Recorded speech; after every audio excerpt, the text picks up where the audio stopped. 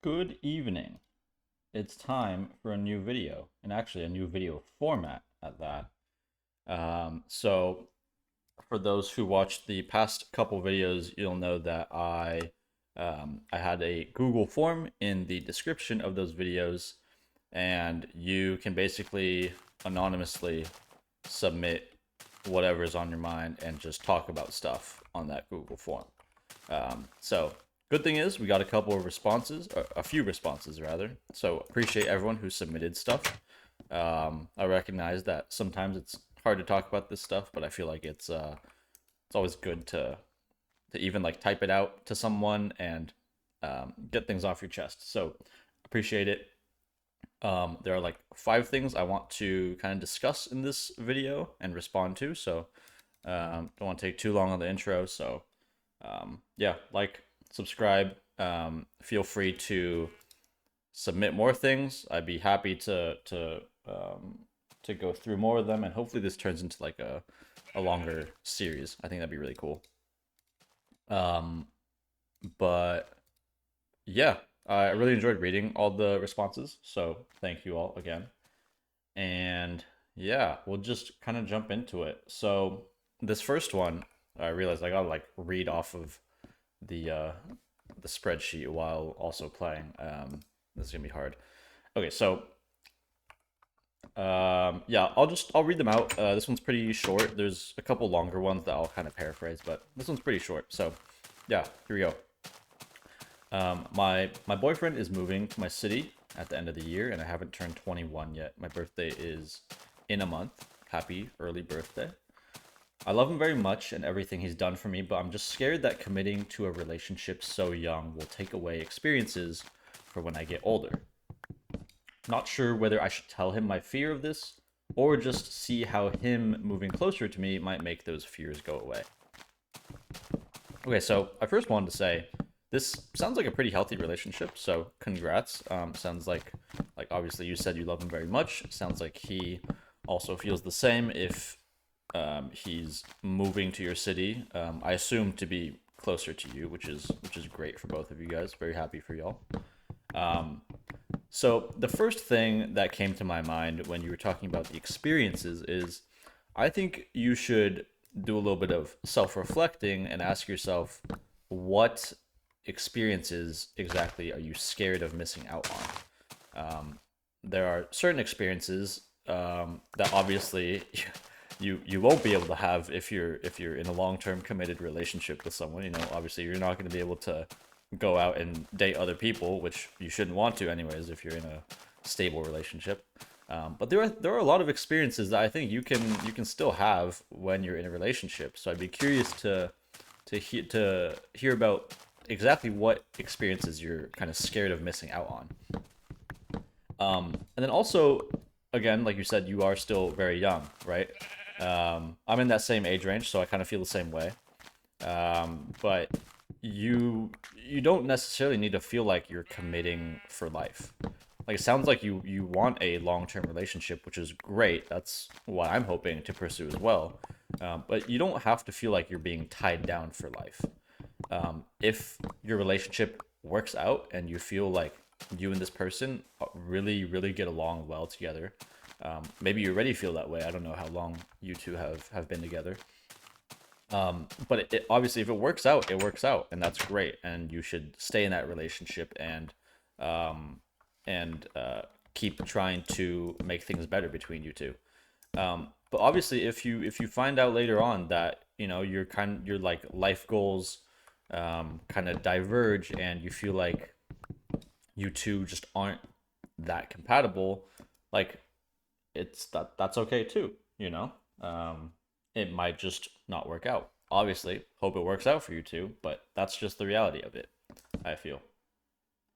And then also, definitely talk with him about it. I think that's the most important piece to all this. I think that's the most important piece to any long-lasting relationship. I think communication, transparency, honesty, those are like the most important things, especially with like a concern that seems like it's weighing on your mind a lot. I think talking to him is a great way to get those things off your chest. And of course, submitting a Google form thing is also a great way to hear someone else talk about it. So appreciate you submitting that.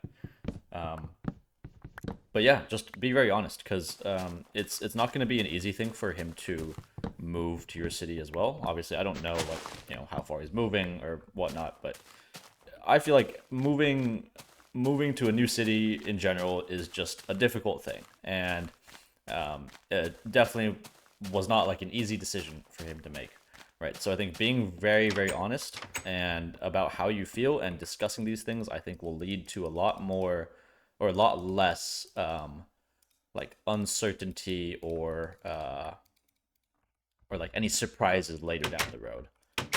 I think you'd be doing yourself a big favor by talking about these things right now rather than later. So um but yeah, best of luck to you too. I hope everything works out, and thanks for the response. Okay, the next two are kind of related, so I'm gonna kind of address them together. I'll read them both separately and then address them together, because as I was like thinking about what to say for these ones, I feel like these two kind of had some overlap. So the first one, here we go. Trying to balance work and school sucks right now. I work 4:30 to 11, 5 days a week, which is insane, by the way. Congrats that you're able to do that as a student. I know I probably wouldn't be able to do that. I work 4:30 to 11 p.m. 5 days a week, which isn't bad. It gives me time to do schoolwork if I wasn't such a bad procrastinator. Procrastination, something we all go through.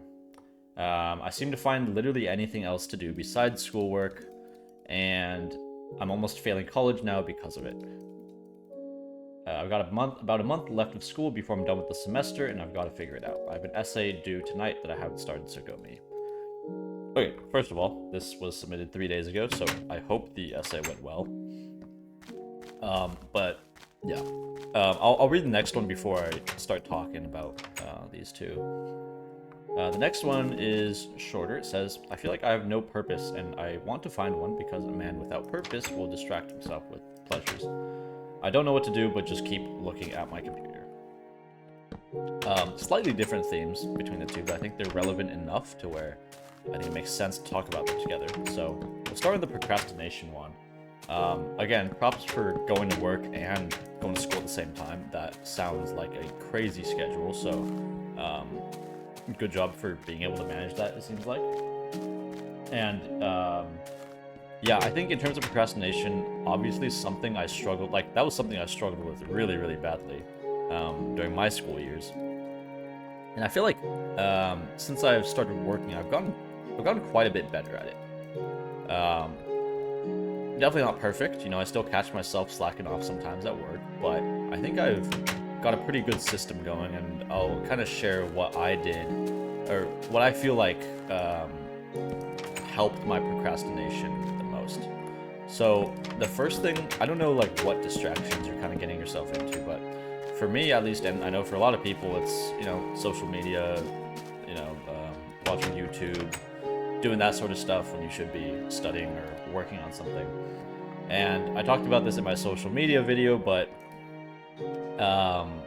like I genuinely believe in uninstalling things, right? I think that has done wonders for me. I uninstalled like Instagram, which I used a lot. I uninstalled TikTok. I uninstalled YouTube actually off my phone, and I think that really, really helped me out. I'm gonna put a window up there. So it looks a little weird right now.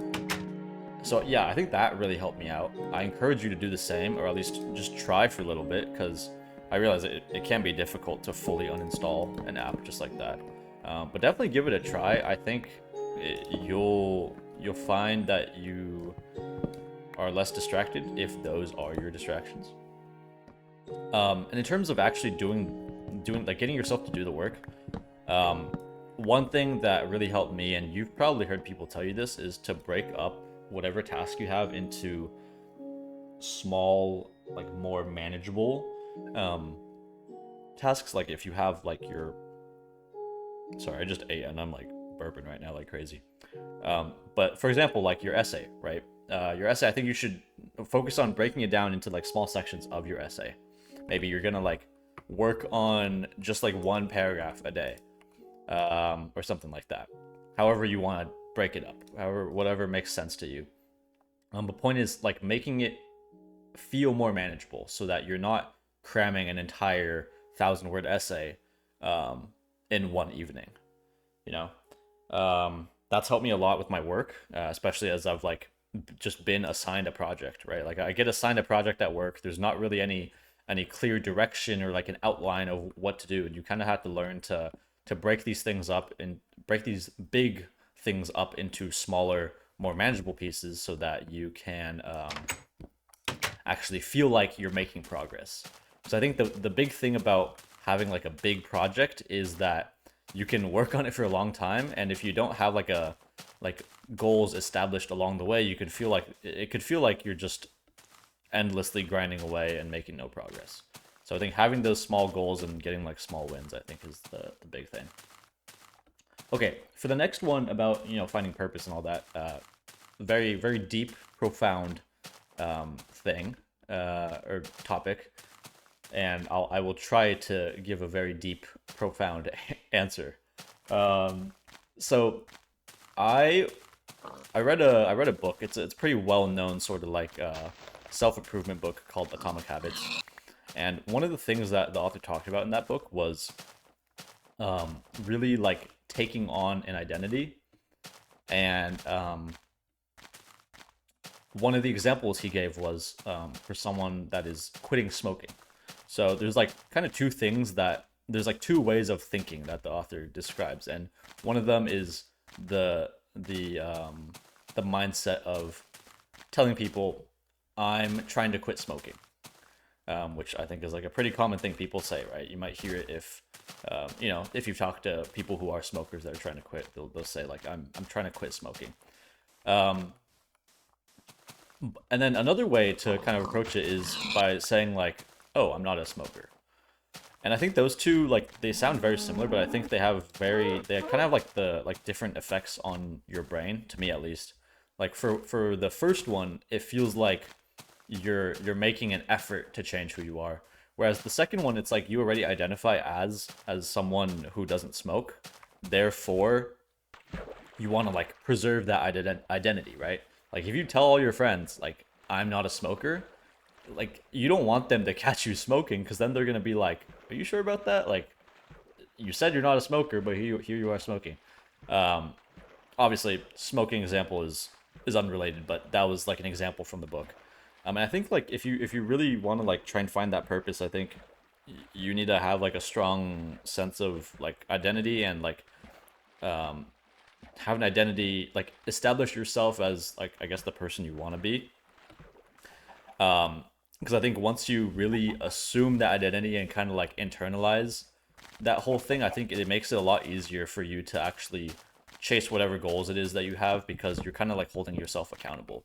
Like I already identify as this kind of person, therefore, like I need to prove that to myself by actually taking the actionable steps to reaching my goals.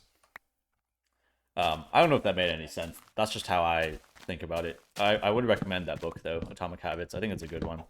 A lot of you have probably heard about it or even read about it. And also, you were talking about pleasures, and I think pleasures are okay in moderation. Whatever form those pleasures might take. Obviously, I don't want people to like smoke and stuff, right? That's bad for you, obviously. But for things like I don't know, like like I guess watching YouTube videos, that's a pleasure. Going on social media and stuff, that's a pleasure too. And I feel like it's okay in moderation, and I don't think you should feel like you need to like punish yourself because you're like indulging in these pleasures. Um, but if you do want to like kind of like um limit those pleasures, I would also suggest like what I was talking about, like uninstalling apps and stuff like that. I think that's really what worked for me. Once I uninstalled apps, like the apps I realized like, oh, I don't need these. Like these don't need to be a part of my life. I'm perfectly fine without them. Um So yeah, that's the one thing I would suggest when it comes to like pleasures and stuff. And then also for finding I guess like a purpose, I also would recommend um trying to surround yourself with like-minded people, or like at least even just like talking to your friend about this sort of stuff. I think that's another step in the right direction. Because I think like talking stuff out always gets me motivated to actually do stuff. And I think like if I talk to a friend about it too, it's like I feel like we kind of encourage each other to go and like chase whatever it is that we're trying to achieve. Um, but yeah, I think most importantly, just talking it out, I think is a great way to to actually like start taking steps towards that goal, and then just getting up and doing the thing, right? Obviously, easier said than done. I know I've been through it. Like, I always wanted to like make these sorts of YouTube videos at one point, and one day I just sat down and I was like, I'm just gonna do it. I don't care how it turns out. I'm just gonna do it. I'm gonna upload it on YouTube and just see how it does. And I feel motivated now because I'm on like a streak now of making these videos.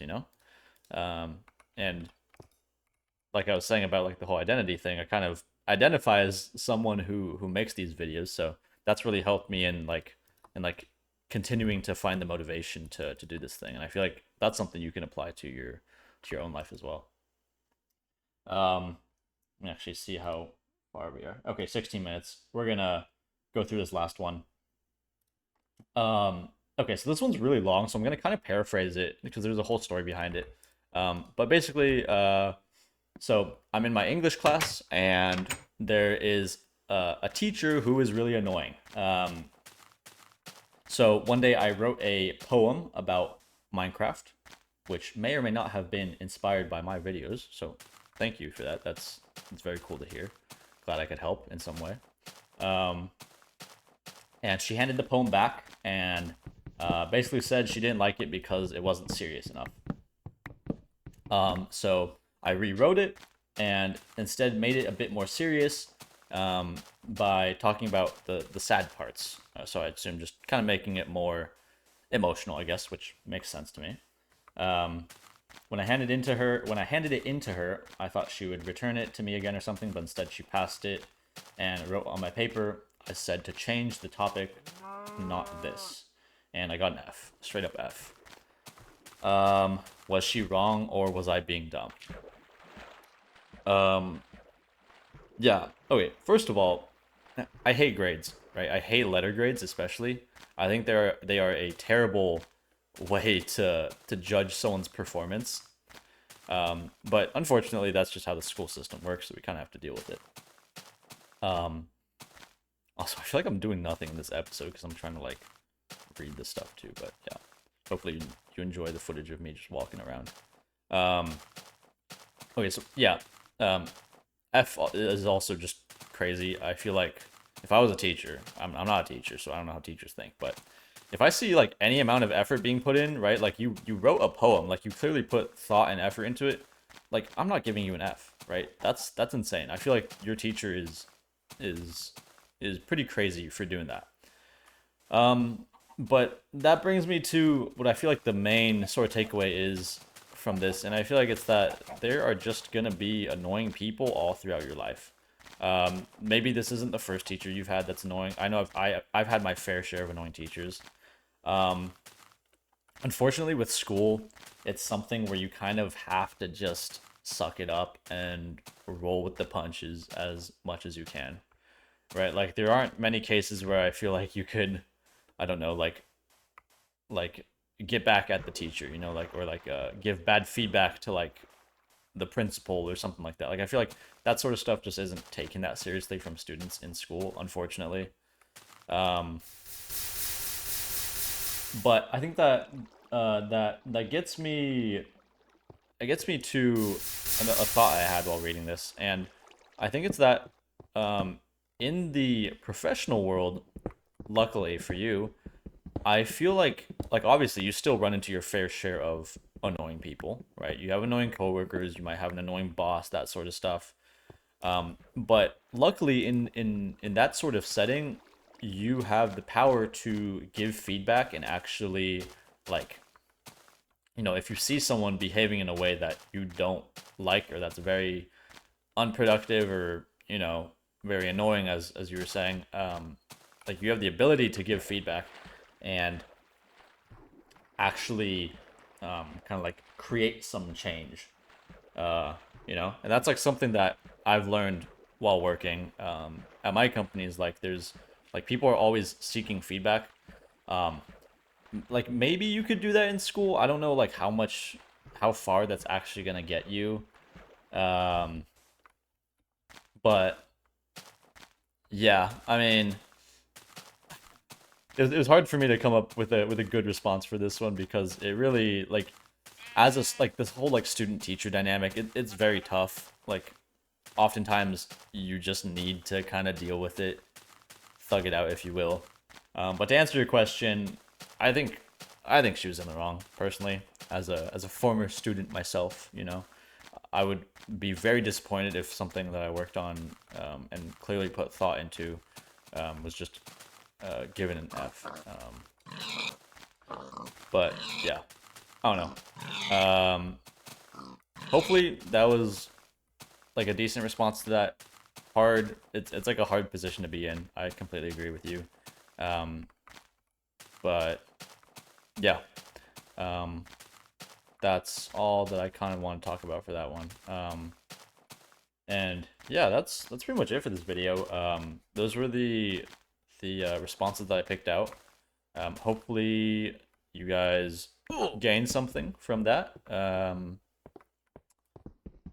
It took me, like, it was very cool to read about all these, these different experiences and stuff that you are going through. Is very fun.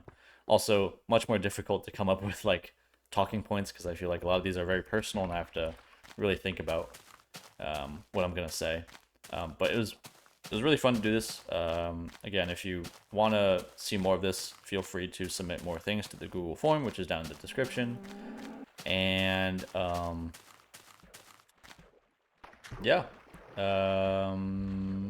definitely leave a comment if you have stuff that you wanted to say about this. Would be interested to hear your guys' takes. And yeah, that's gonna be it for me today. So I am gonna go sleep now. See ya.